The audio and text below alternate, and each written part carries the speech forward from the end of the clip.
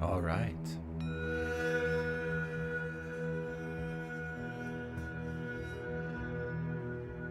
Are you ready?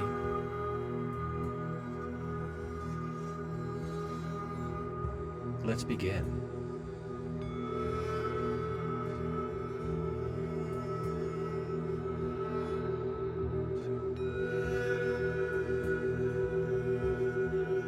As you sit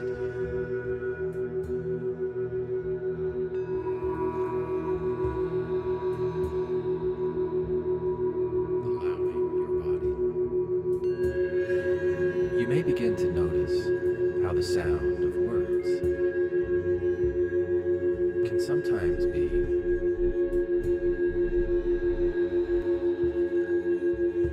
less important than the sound of words, the spaces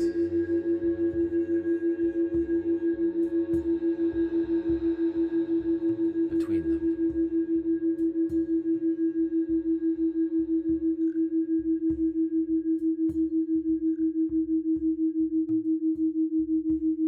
This meditation follows a Fibonacci-inspired sequence. 1, 1, 2, 3, 5, 8, 13, and then gently back down again. This meditation Each of these segments marks a shift, has been designed a subtle change in the brain waves, guiding you between theta and delta. to oscillate The realms of drifting clarity and deep restorative stillness. between delta and theta brain wave states, I created this meditation for myself because I had an idea. using singing bowls And I wanted to feel what it might do to deepen relaxation. inside me. You don't need And I found to focus. that I liked it. Guide awareness inward, even if your mind I hope you find your own experience here.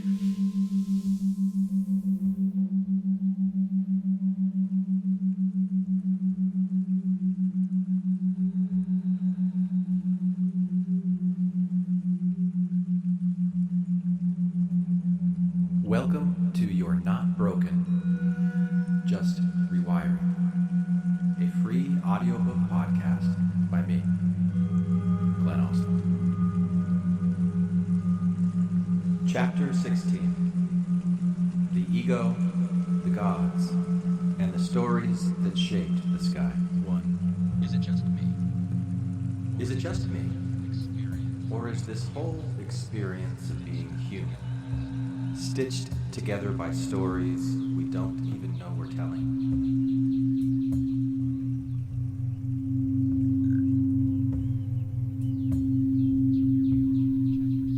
So here we are at chapter 16. Let's pause for a moment.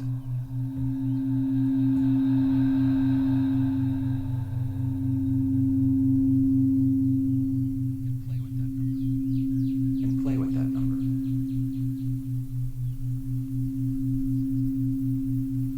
16.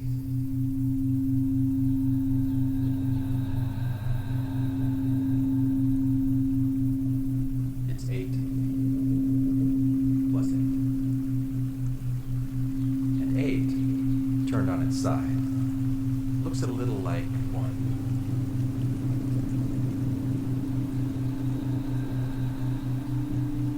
The infinity symbol.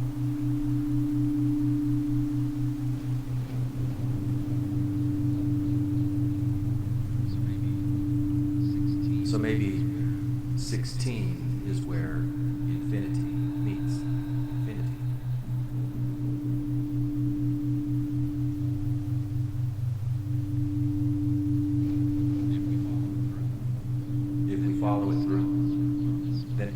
step on this spiral has been a meeting of infinities.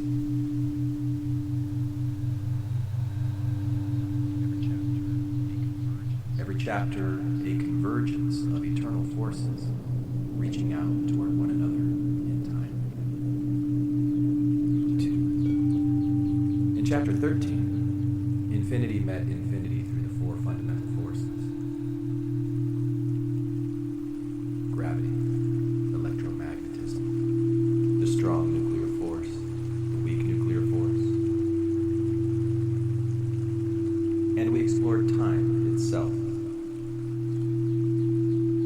Not as a linear progression, but as a relational unfolding. A scaffolding upon which the patterns of existence could emerge.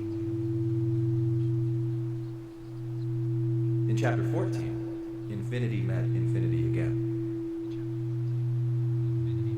Molecules became stable enough to create the first cell that said yes.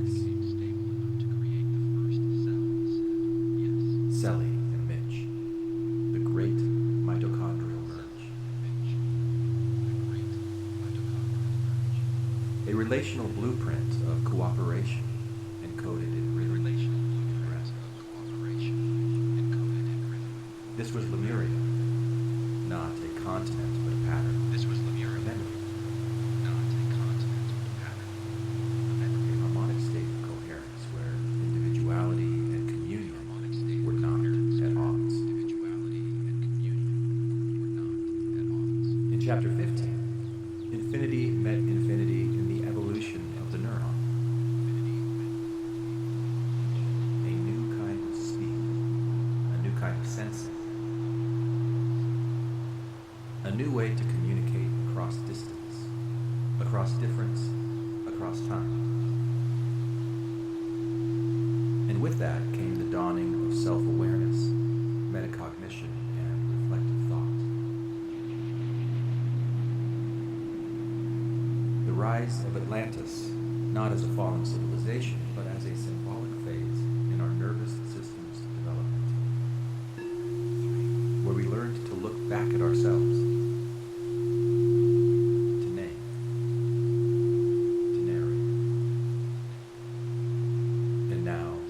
here we are in chapter 16, another meeting of infinity. In this chapter, we'll explore the myths that shape our experience of the world. In Act 1, we'll explore these myths of fall and fire and fraction. In Act 2, we'll explore what makes stories so powerful in the first place. And in Act 3, we'll take a deep dive into one particular place where story and neurology create meaning in our lives. Regret. The looping, haunting voice of hindsight. The internal myth that something should have been different and that you should have known better. All of this in the spirit of understanding ourselves as a nervous system that has been evolving from the very beginning. Because you are not just a person with a story. You are a story-making being built from ancient relational patterns. You are the product of atoms that learned to bond, molecules that learned to breathe, cells that learned to stay. You are a symphony of signals. And the voice in your head is just the narrator,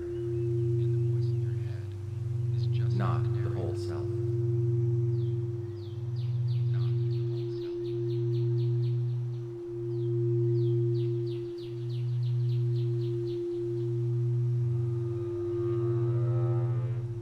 Welcome to the 28-day nervous system reset.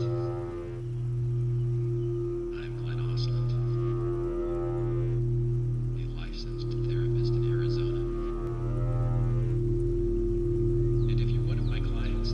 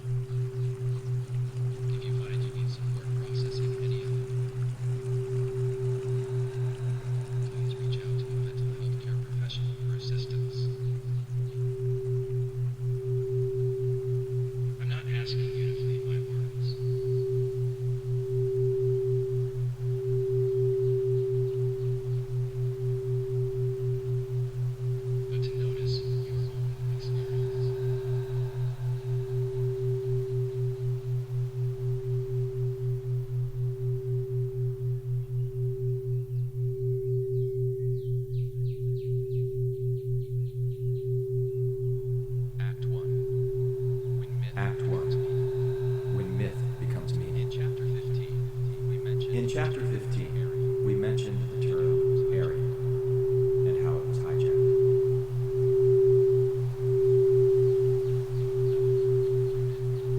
How a word rooted in an esoteric attempt to describe human evolution across spiritual epochs became warped into a doctrine of supremacy and violence.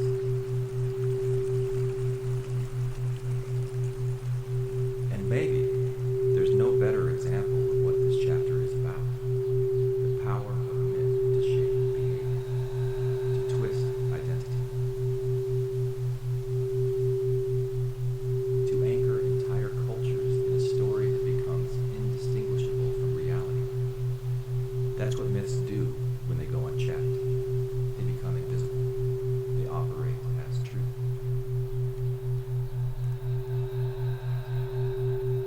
According to Helena Blavatsky, we are currently living through the age of the fifth root race, the Aryan root race.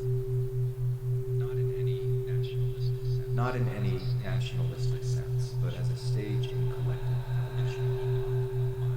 It is the epoch of mind, of reflection, of ego.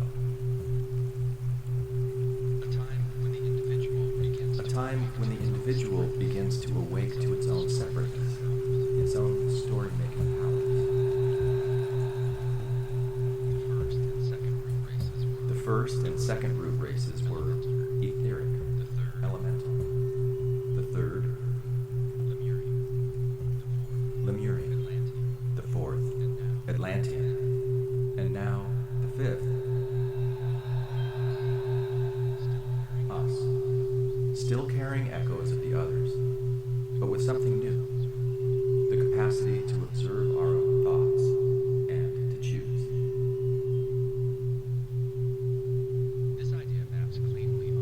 This idea maps cleanly onto another mythological system, the teachings of Ra.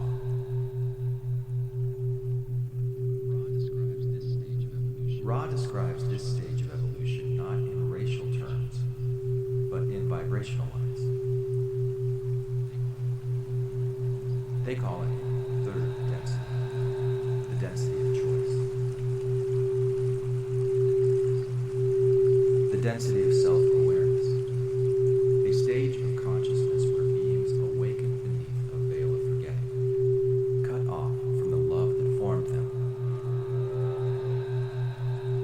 from the cellular coherence of Lemuria, from the interwoven mind of Atlantis, and in that forgetting, they begin to choose. Towards service to self, or service to others. Just as molecules once stabilized their relationships in ways that gave rise to the first cell, and those first cells formed enduring bonds that made more complex life possible. Maybe this is what we're doing now. Blindly, awkwardly, unconsciously choosing the relationships of being in the world that resonate with us. Choosing what feels most safe or most familiar. And maybe those choices, like those molecular patterns, will lead to something greater than we can see yet. According to Ra, that's what this density is really about. A subtle shift of intention that begins to build momentum. They call it polarity. And in part one of this book, we introduced a metaphor to help visualize this moment. Leonardo, determinist Vinci, and the tip of whimsy. The entire universe, we imagine, is the work of a great cosmic artist. Every stroke shaped by deterministic laws. Genetics, environment, epigenetics, trauma, culture, all of it flowing from a hand we cannot see, but the very tip of that brush, where the paint touches the canvas, there is a space created to pause. There is play. There is variation. There is choice. There is variation. There is choice. This is the tip of whimsy. This is where attention becomes power, where a shift in focus can change the entire tone of a stroke. We don't get to choose the hand. We don't get to pick the weight of the brush or the patterns that shaped it. But we can notice. We can lean just a little, just enough, a tilt toward connection or toward control. A breath that softens or a clench that armors. And yet, these leanings are never made in isolation. We are pulled. We are nudged. We are shaped by stories we didn't choose. Myths that wrapped around us like weather. And we feel these forces in our nervous systems, in the tightness in our chest, in the ways we brace for belonging.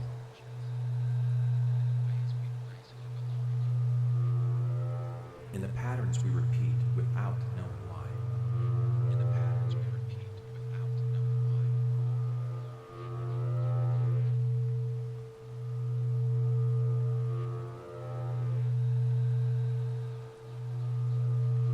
Headphones are required.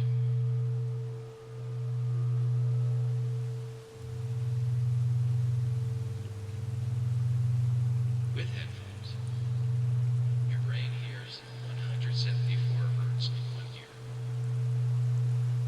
180 in the other. That creates a third rhythm.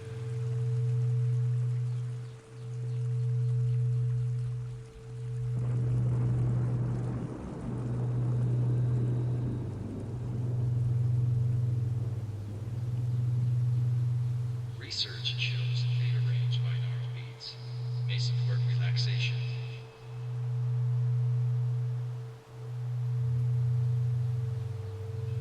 sleep,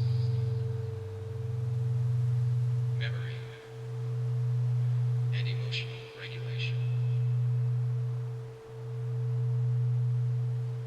Notice what happens in your own life over time. You may also hear my words move from left to right and back again.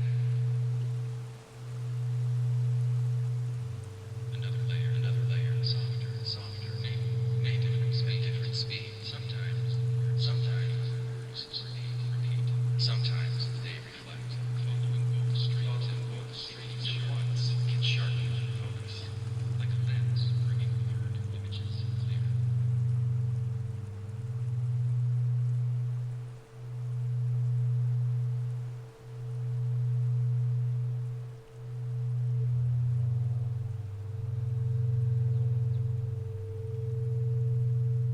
This podcast is a 28-day journey at least. The length often needed to build a new habit.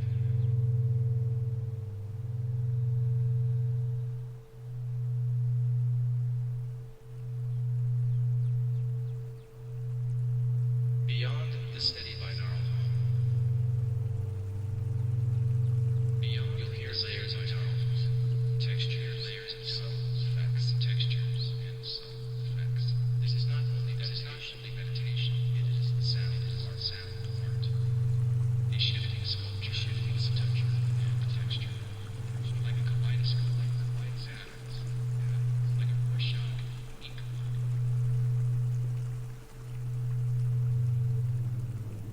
As you listen, you may notice notes stretching like taffy.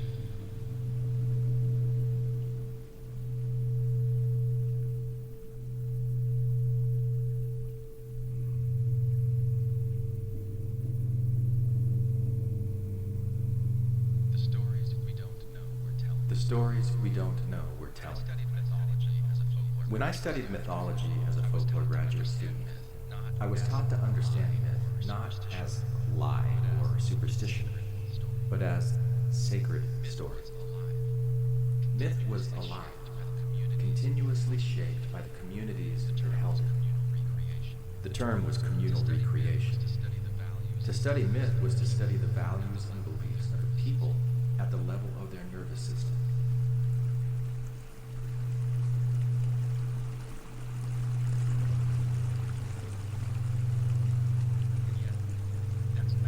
And yet, that's not how most people use the word.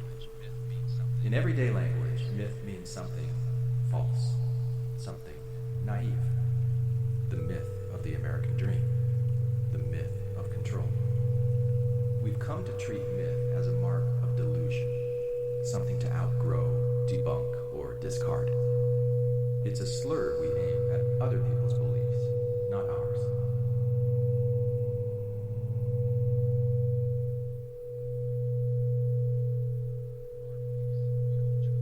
Our beliefs we call truths. Theirs we call myths. And so, without realizing it, we live in myths we no longer recognize as myths.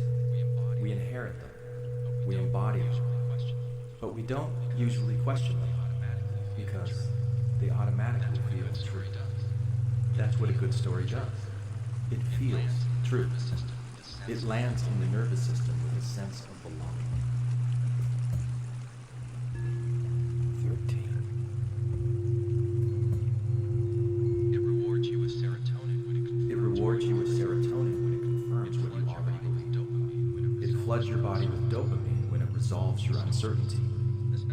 A story, especially one shaped by your group, can feel safer than your own sensations, more trustworthy than your own gut. And when that happens, we no longer entrain to the signal beneath the story, we entrain to the story itself.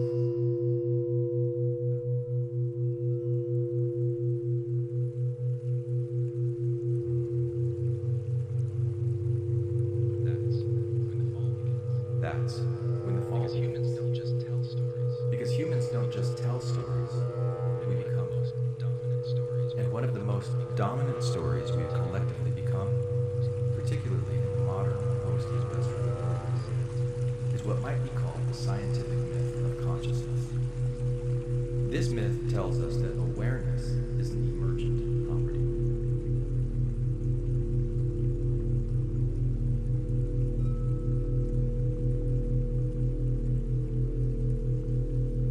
That until a brain reaches a certain level of complexity, there is no experience, no subjectivity, no sensation.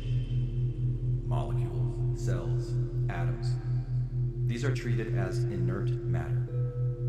The steam of consciousness only rises once the neurological water has reached the appropriate boil. Until then, there is no self, no center, no feeling.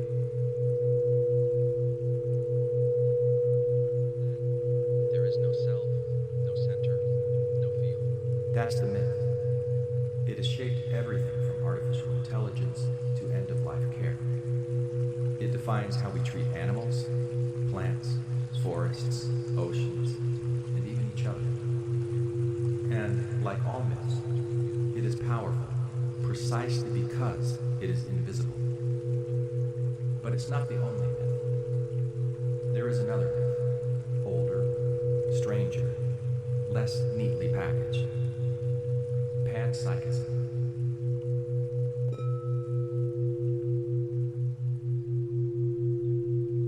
The idea that consciousness, or something like it, is a fundamental feature of reality. That experience is not something brains produce, but something existence expresses.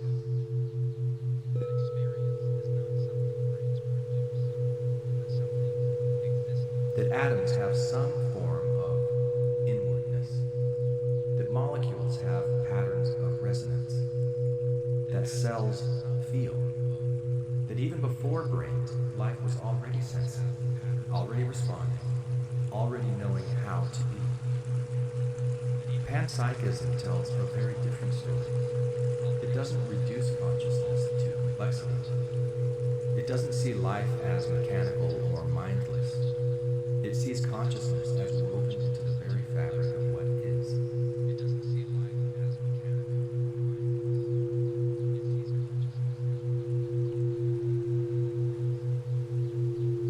that's what myths do.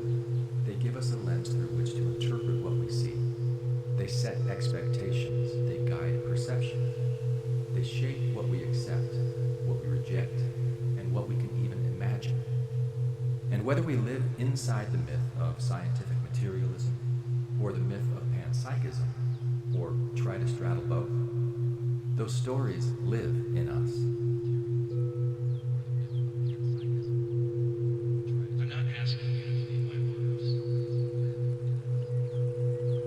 These myths are not just narratives.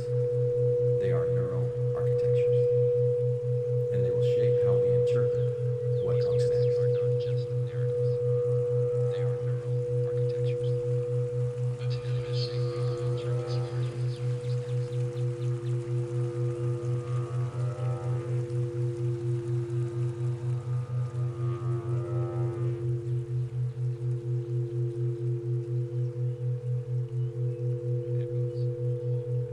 Echoes of the Fall.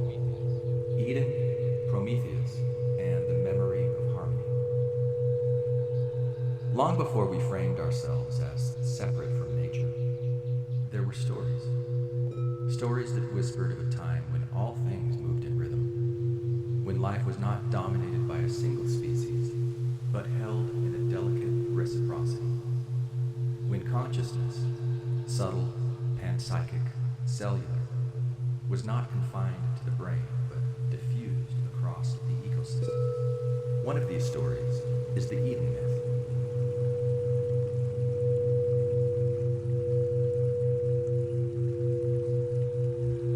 It lives at the heart of Western sacred imagination, a story so familiar we sometimes forget to listen. But what if Eden is more than a theological artifact?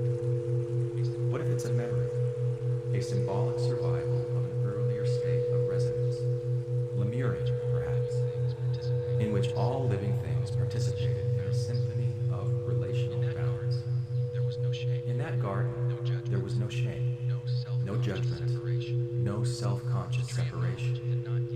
The tree of knowledge had not yet been tasted.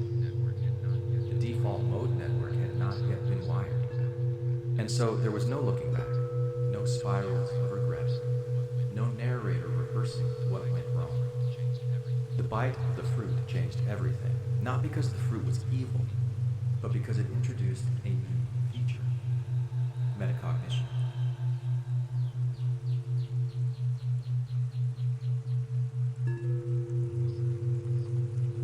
The sudden self-reflective loop that allowed humans to know that they knew, to see themselves seeing, judge themselves judging. And with that awareness came a cost. Shame, fear, blame, separation. The nervous system, once entrained to the signals of the whole, now tuned itself to the flickering projections of the individual self. We explored this in chapter 15, in the myth of Atlantis, when the neuron emerged as a tool of incredible advantage. Colonies of cells that once relied on interoceptive signaling and mutual responsiveness could now leap into coordinated actions at speeds never before seen. They could also split, fraction, forget. Eden remembers what that forgetting felt like, and so does Prometheus.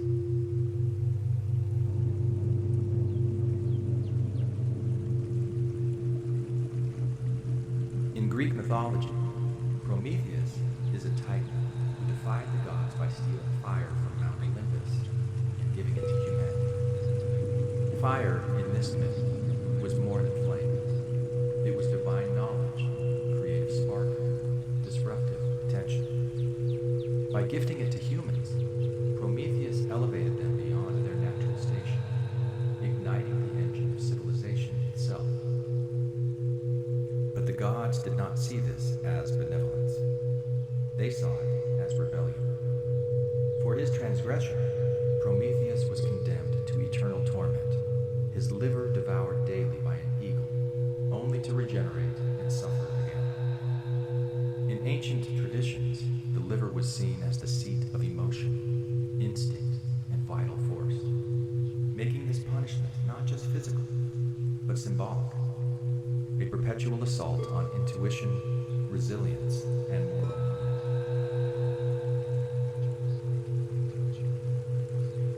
If Eden tells the story of loss of innocence, Prometheus tells the story of the theft of power. The fire he gave wasn't just warmth, it was intellect, innovation, technology, the capacity to reach into the mind of the gods and pull out tools we were never meant to wield without consequence. And for this, he was punished, chained, torn open again and again, as if to say, this gift will never stop costing you. In both myths, we see a rupture, a shift from harmony to hierarchy, from resonance to reason, from belonging with the world to mastery over it. And whether we call it Eden or Lemuria or the veil of third density, the pattern is the same, a fall from interconnection into individuation. This is a podcast designed with sound Blavatsky recognized this. to settle the nervous system. Ra did too. Maybe you feel there is no time for this. Each, in their own way, traced the arc of this evolutionary turning point. Or maybe you remember when you used to feel there wasn't time to sit still. The moment when awareness turned outward Yet, when you paused, and the tip of whimsy, our power to choose how to relate, you discover how good it feels. began shaping the brushstrokes of polarity. To give yourself this gift. What these myths preserve is not just a warning. They're a signal, a pulse from the past, a reminder of the coherence that came before cognition, of the life that pulsed before language, and perhaps of the path that might one day bring us home again, not by erasing what we've become, but by reintegrating what we've forgotten.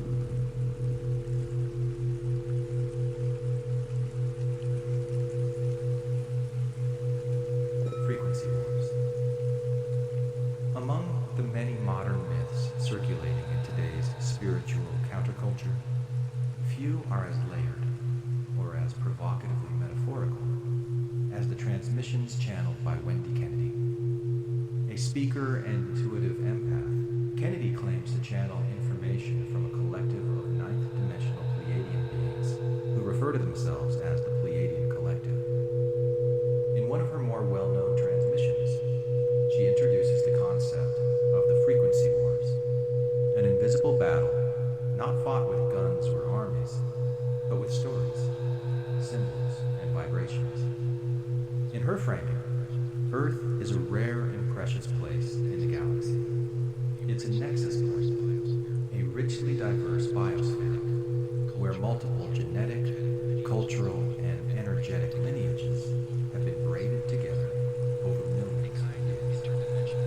A kind of interdimensional seed bank, a planetary library, a living crucible for soul evolution. And that's what makes it a target.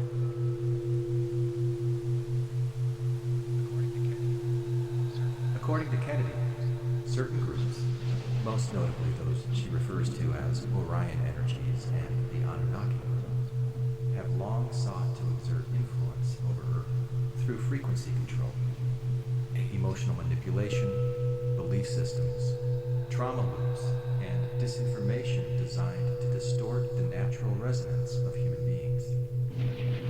Their aim, according to this myth, is not annihilation, but stagnation. To keep Earth and its inhabitants locked into repetitive cycles of fear, shame, and conflict. To block the expansion of consciousness that, according to Kennedy and others, is now accelerating during what Ra might call the harvest.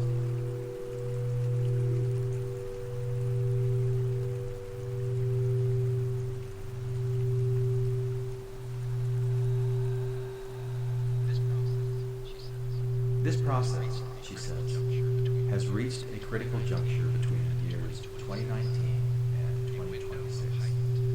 A window of heightened potential, vulnerability, and choice.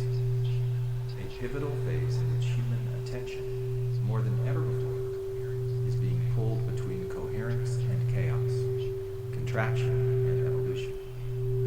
Whether or not you believe in the literal existence of these extraterrestrial groups, the functional metaphor beneath Kennedy's claims invites reflection. Because even if you set aside the Anunnaki, the Orion influence, and the Pleiadian collective, the phenomenon she describes is observable in the world around you every single day. Watch a commercial. Scroll through social media. Listen to the voice in your head that tells you you're not enough.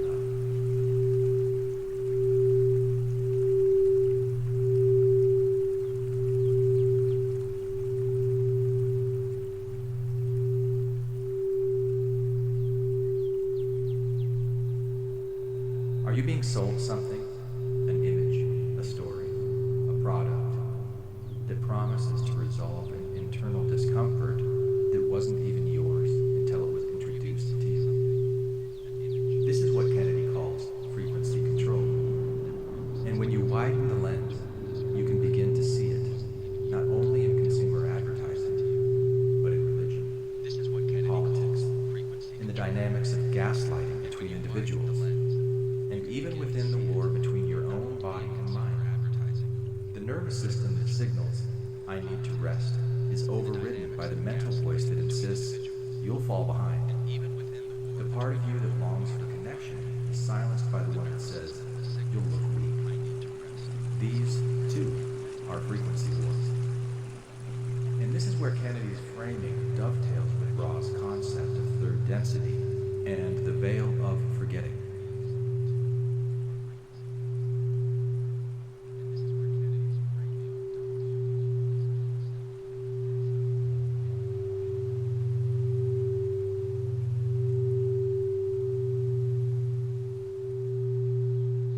We are born into a state of amnesia, surrounded by influences, biological, cultural, social, that shape the frequency of our thoughts before we even know we are thinking. The tip of whimsy, that tiny point of free attention we referenced earlier, is being tugged and teased in every direction. And if we're not careful, if we're not attentive, we don't choose how we lean. We are leaned by others. So Kennedy's message is not just about aliens or interdimensional battles. It's a call to presence, to discernment, to noticing the energetic contracts you've signed, often unconsciously, with the people, patterns, and programs that surround you. It's a plea to remember your power, the power to attune. We live in a world of constant clamor. The power to choose what you amplify. Deadlines. Devices. Demands. Because the stories we let into our nervous systems become the architectures we live inside. As we prepare to enter Act 2, we'll move beyond myth and metaphor to explore how stories actually shape the brain. This series is an invitation to let sound carry you to a calmer rhythm. You are always in charge. How the fictions we inherit build neural scaffolding that supports or constrains the lives we lead. I'm not asking you to believe my words. And how science, far from being immune to myth, But to notice your own experience. is itself a myth-making engine, sometimes for freedom, sometimes for control. But for now, just ask yourself, what stories are you vibrating to? And whose frequency are you tuning into?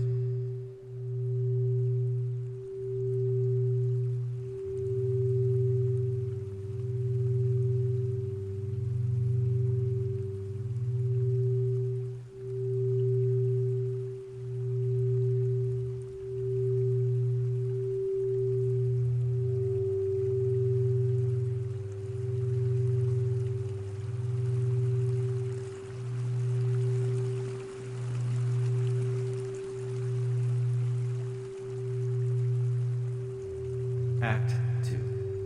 The simulation, the story, and the nervous system.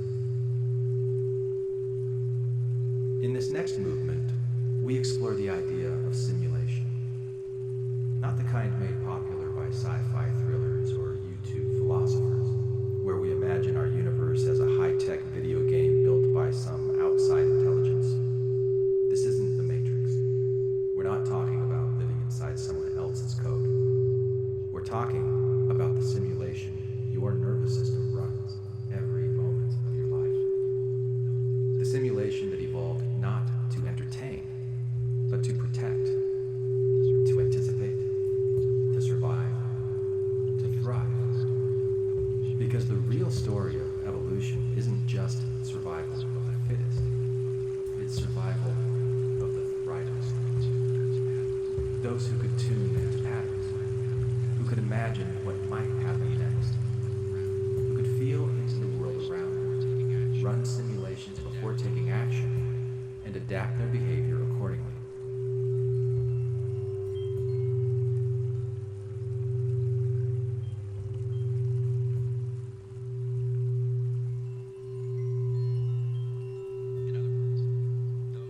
In other words, those who could transform story into strategy. The simulation isn't something external. It is you. It's what your neurons do. It's what your nervous system was built to create. And to understand how that simulation evolved, let's go back. And let's begin around a fire. The hunt is over. The air is cooling. A small band of humans gathers close to the flickering flame. Not just for warmth, but for something older, something deeper. One hunter begins to speak. He tells a story of the day's pursuit, how he went left instead of right, how the prey slipped through the trees, how the silence that followed was heavier than he expected. His voice wavers, just slightly, because this isn't just a report.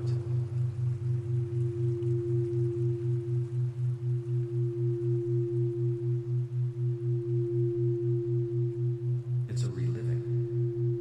And as he speaks, the others listen. Their mirror neurons fire. Their nervous systems begin to simulate. Some see the forest. Others feel the choice. Each one in their own way begins to run a similar mental film. They feel the moments of indecision, the branch that snapped, the heartbeat quickening, the ache in the belly as the opportunity slipped away. And something else happens. They begin to move together. They laugh at the same moments, gasp in unison, nod unconsciously. The story is doing something. It's synchronizing them. Their breathing aligns. Their focus sharpens. Their posture shifts toward the fire. Because story, in its most ancient form, was never just content. It was a ritual. A physiological tuning fork.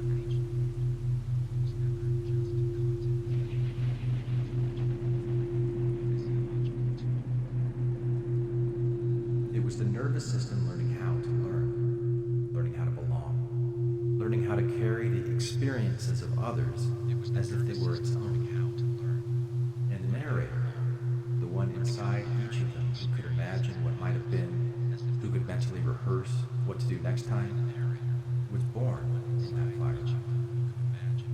This is where the human mind becomes something different. Not just reactive, not just instinctual, but imaginative, synthetic, capable of running experiments in the theater of mind, capable of regret, of wonder, of what if. And it's here, at the edge of flame and form, that we begin to understand something crucial. We didn't evolve and then learn to tell stories. We evolved because we told them.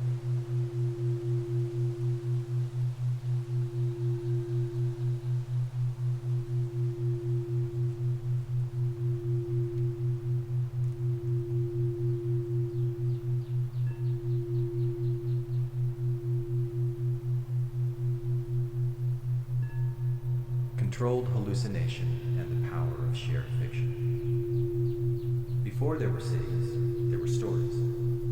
Before there were empires, there were myths. And long before there were words to name them, there were simulations, inner models of the world, generated not by machines or code, but by the brain itself, a colony of neurons born to protect, predict, and survive. We now turn toward a different kind of simulation. Neuroscientist Neil Seth calls it a controlled hallucination. What we experience as reality, he argues, is not pure, unfiltered, objective reality in itself, but the brain's best guess at what's happening, both inside and outside the body, shaped by prior expectations, sensory input, and ongoing physiological needs.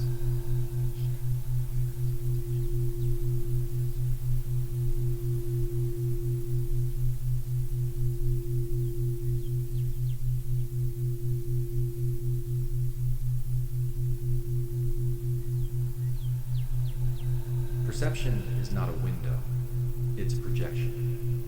And consciousness, he suggests, is what it feels like to run a simulation that you don't realize is a simulation.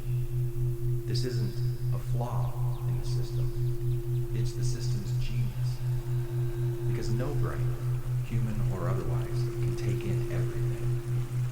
As David Eagleman reminds us with his notion of the Umwelt, every organism is tuned to a narrow slice of reality, a sensory keyhole through which it apprehends just enough of the world to navigate it well through. The brain doesn't prioritize truth. It prioritizes utility. It filters. It guesses. It fills in gaps with memory, with pattern, with meaning. Because in evolutionary terms, coherence is more valuable than completeness.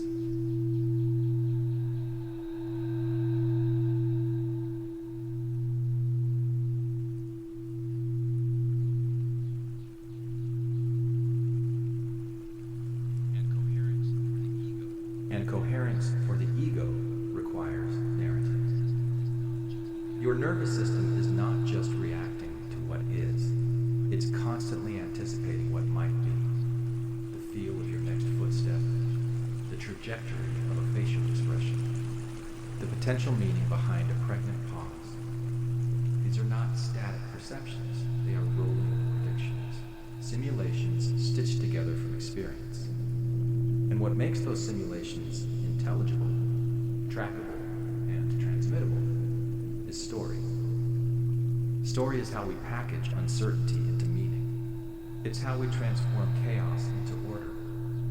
And while this begins inside the skull, it doesn't stay there. This brings us to the work of historian and cultural theorist Yuval Noah Harari, whose insights take this neurological reality and extend it into the social realm.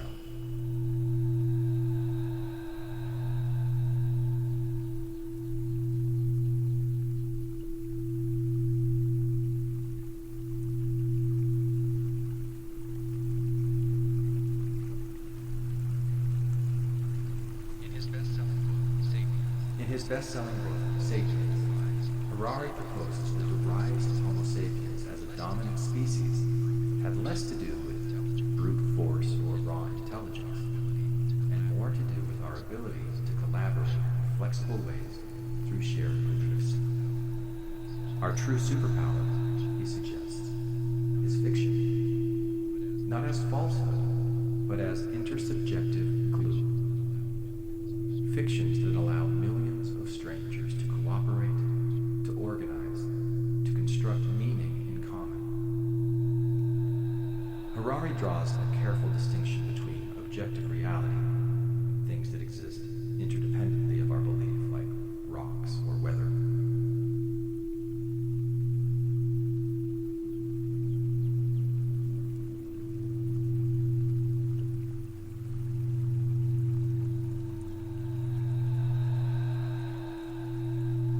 subjective reality, the personal, interior world of dreams, emotions, and thoughts, and what he calls intersubjective reality, a third realm that that exists not in the world and not within an individual, but in the shared space between people.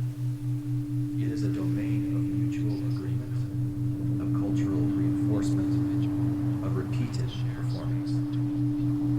Money, for example, is not an object with intrinsic value.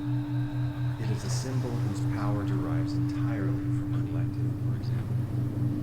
The same is true of nations, laws, corporations, and even the idea of human rights. You cannot trip over a country or weigh a constitution, but you can kill for one. You can die for one. You can anchor your entire identity inside of one. These intersubjective realities shape behavior just as surely as gravity or hunger, and yet their existence is woven entirely from shared narrative.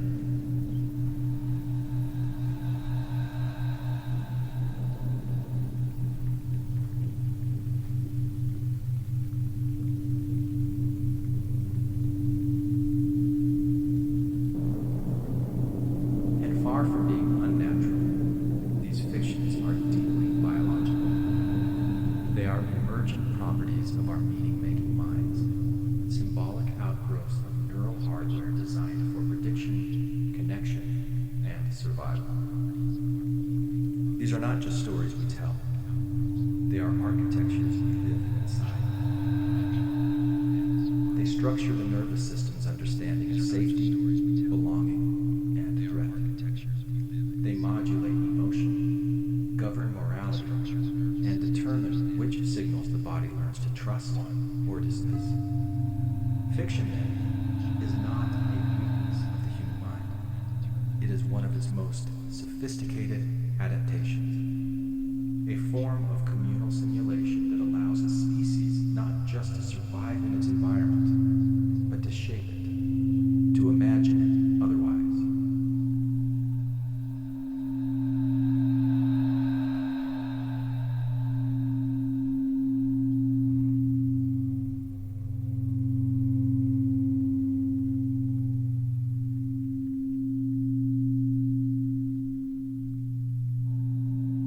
As we begin to see, the stories we participate in, whether religious, political, scientific, or ancestral, are not just entertainment or distraction.